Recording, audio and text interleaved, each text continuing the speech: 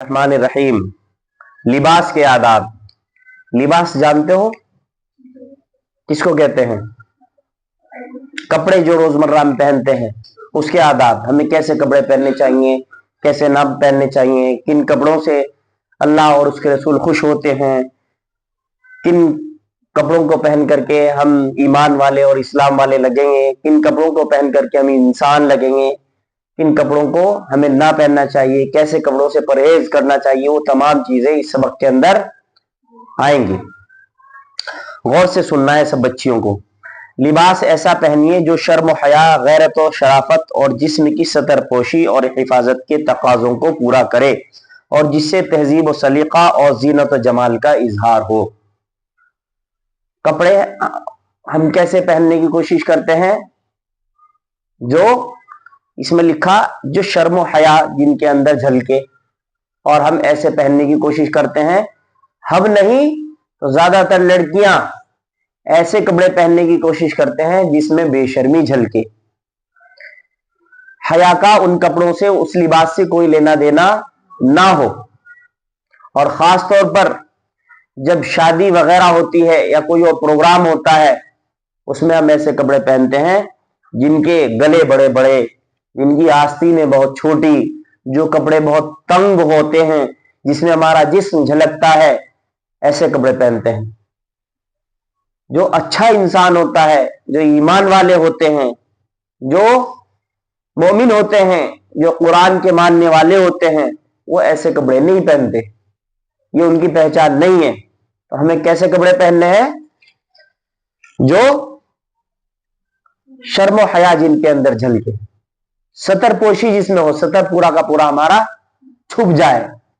समझ में आई बात कि नहीं?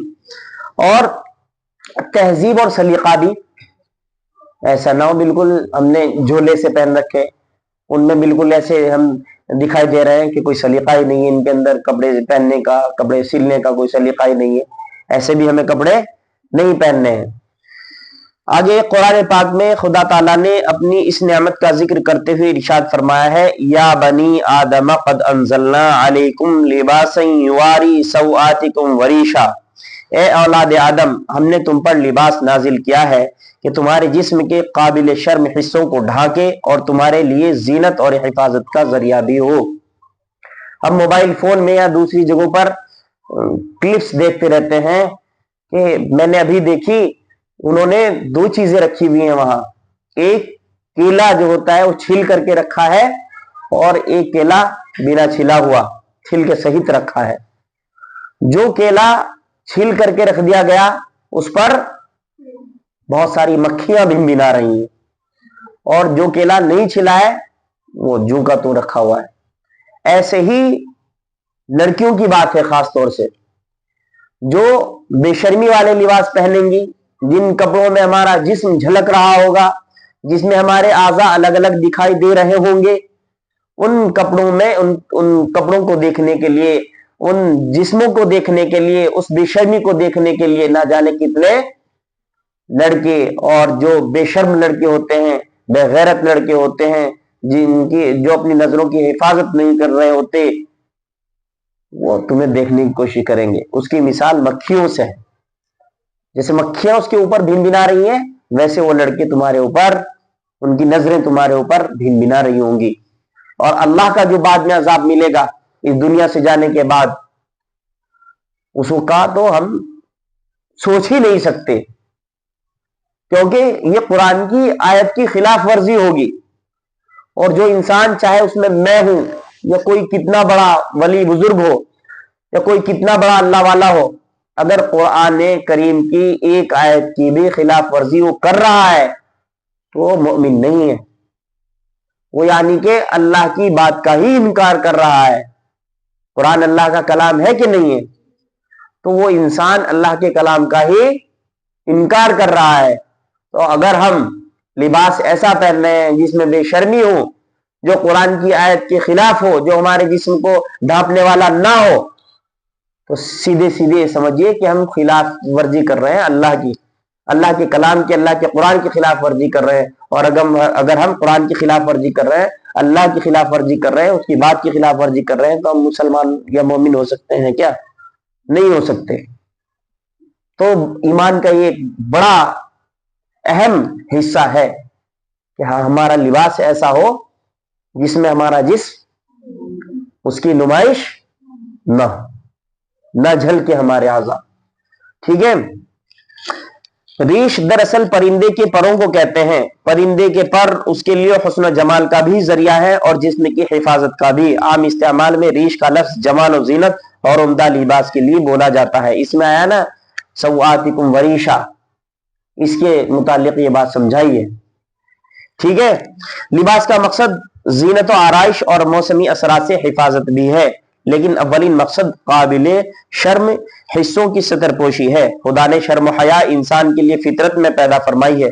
یہی وجہ ہے کہ جب حضرت آدم اور حضرت حوا علیہ السلام سے جنت کا لباس فاخرہ اتروا لیا گیا تو جنت کے درختوں کے پتوں سے اپنے جسم کو ڈھانپنے لگے تھے. اس لیے لباس میں اس مقصد کو سب سے مقدم سمجھیے اور ایسا لباس منتخب کیجیے جس سے ستر پوشی کا مقصد پورا ہو سکے. ساتھ ہی اس چیز کا بھی اہتمام کیجیے کہ لباس موسمی اثرات سے جسم کی حفاظت کرنے والا ہو.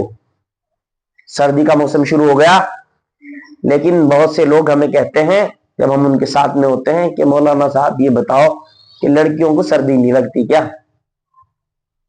کیونکہ جو اونی کپڑے ہیں,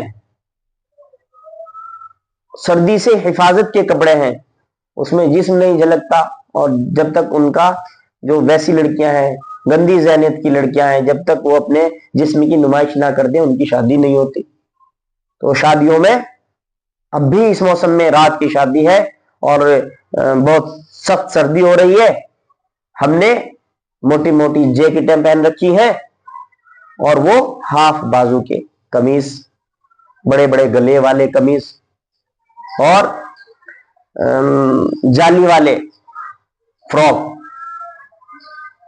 بتاؤ ان کا مقصد اپنے جسم کو ڈھانپنا ہے یا شادی کی دعوت کھانا ہے, یا شادی میں شریک ہونا ہے, یا اپنے جسم کی نمائش کرنا ہے؟ اپنے جسم کی نمائش وہ کرتی ہیں. اللہ ہم سب کی حفاظت فرمائے. لباس پہنتے وقت یہ سوچیے کہ وہ اللہ کی نعمت ہے جس سے خدا نے صرف انسان کو نوازا ہے. دوسری اور تمام چیزیں دیکھیے جو اللہ کی مخلوق ہے, اللہ نے ان کو پیدا کر رکھا ہے, ان کو زبان بھی دے رکھی ہے, ان کو آنکھیں بھی دے رکھی ہیں, ان کے ہاتھ پاؤں بھی ہیں, لیکن لباس وہ نہیں پہنتے ہیں. کتا ہے, بلی ہے, بھینس ہے, گھوڑا ہے, خچر ہے, گدھا ہے, یہ اللہ کی مخلوق ہے کہ نہیں ہے؟ سانپ اللہ کی مخلوق ہے کہ نہیں ہے؟ بکری اللہ کی مخلوق ہے کہ نہیں ہے؟ لیکن کوئی بھی لباس نہیں پہنتا. صرف انسان اشرف المخلوقات ہے, اس لیے اللہ نے لباس سے بھی اسی کو نوازا ہے. اس لیے لباس ہمیں ایسا پہننا چاہیے جس میں اللہ کی رضا چھپی ہوئی ہو, اللہ کی خوشنودی ہو. اس امتیازی بخشش و انعام پر خدا کا شکر بھی ہمیں ادا کرنا چاہیے, اور اس امتیازی انعام سے سرفراز ہو کر کبھی خدا کی ناشکری اور نافرمانی کا عمل نہ کیجیے. لباس خدا کی ایک زبردست نشانی ہے. لباس پہنے تو اس احساس کو تازہ کیجیے اور جذبات شکر کا اظہار اس دعا کے الفاظ میں کیجیے جو نبی نے مومنوں کو سکھائی ہے. اللہم لک الحمد انت کسوتنیہ اسألک خیرہ وخیر ما صنع لہ واعوذ بک من شرہ وشر ما صنع لہ. یہ ابو داؤد شریف جو کتاب ہے حدیث کی, اس میں بھی لکھی ہوئی ہے. نیا لباس پہنے تو کپڑے کا نام لے کر خوشی کا اظہار کیجیے. خدا نے اپنے فضل و کرم سے یہ کپڑا عنایت فرمایا, اور شکر کے جذبات سے شرسار ہو کر نیا لباس پہنتے وقت بھی دعا پڑھیے, جو دعا عام طور پر تم نے بھی یاد کر رکھی ہے. کون سی دعا ہے نیا کپڑا پہننے کی دعا؟